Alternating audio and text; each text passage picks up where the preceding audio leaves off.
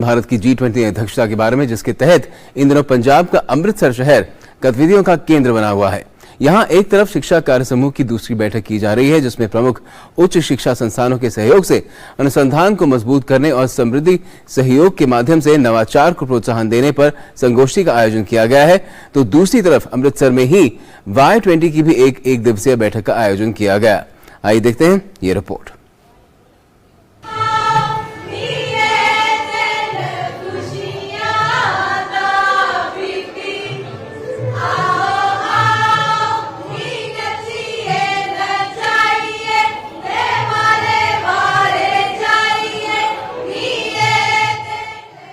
भारत की G20 अध्यक्षता के तहत G20 शिक्षा कार्य समूह की दूसरी बैठक पंजाब के अमृतसर में शुरू हुई। शिक्षा मंत्रालय द्वारा आयोजित इस 3 दिवसीय बैठक में G20 के 28 सदस्य देशों के साथ साथ अतिथि देश और OECD, यूनेस्को और यूनिसेफ जैसे संगठन हिस्सा ले रहे हैं।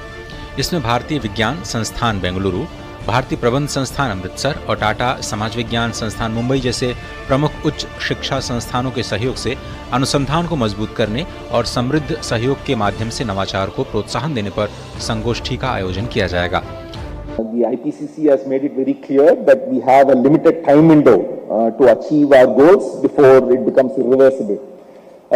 So a single country cannot achieve these goals in a very limited time based on its own resources. So it's very critical that all the countries come together to solve these global problems and share their resources.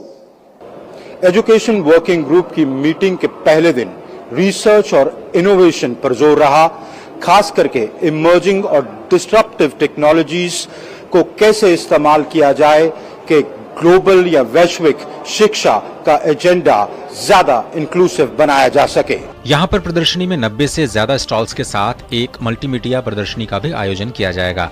इस प्रदर्शनी को संयुक्त अरब अमीरात, चीन और Saudi अरब, राष्ट्रीय शैक्षिक अनुसंधान और प्रशिक्षण परिषद, नेशनल बुक ट्रस्ट और कई स्टार्टअप पहलों की प्रमुख भागीदारी के साथ आयोजित किया जा रहा है।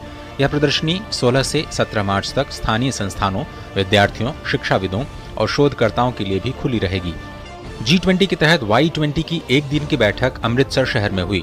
अमृतसर के गुरु नानक देव विश्वविद्यालय में आयोजित काम के भविष्य इंडस्ट्री 4.0 नवाचार और 21वीं सदी के कौशल विषय पर यूथ 20 की परामर्श बैठक हुई। तो यूथ है जो हमारा मेजर पॉपुलेशन है इंडिया का, उसका कंट्रीब्यूशन भी कुछ ना कुछ हो। और मतलब सिर्फ ये नहीं कि हमने बोल दिया यूथ है तो नाम रख दिया कि यूथ आएगा।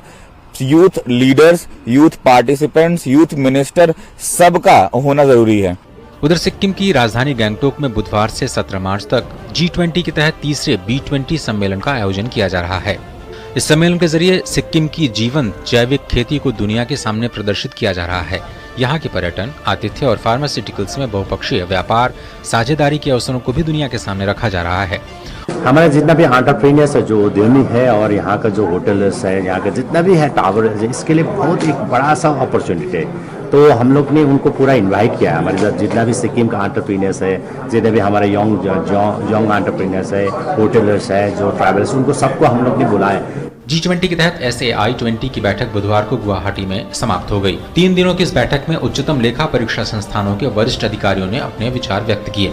इस बैठक में जलवायु परिवर्तन और जैव विविधता जैसे विषयों पर विचार विमर्श किया गया। अमृतपाल के साथ मेघना देव, ब्यूरो रिपोर्ट, DD न्यूज।